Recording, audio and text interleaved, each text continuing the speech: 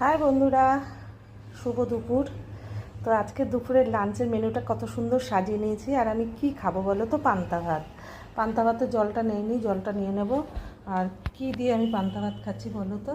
এই যে পান্তা ভাত নিয়ে নিয়েছি, এই যে পেঁয়াজ নিয়ে নিয়েছি, সাথে নিয়েছি এক বাটি আলু ভাজা, আর কালকের এরকম ফুলকপি আছে, আর এখানে আছে ইলিশ মাছ ভাপা, আর এখানে আছে একটু মুরগির মাংস। এই দিয়ে আমি কিন্তু বন্ধুরা খেয়ে নেব। আজকের এই হচ্ছে আমার দুপুরের লাঞ্চের মেনুগুলো ভালো লাগলে অবশ্যই কমেন্ট করো, ঠিক আছে?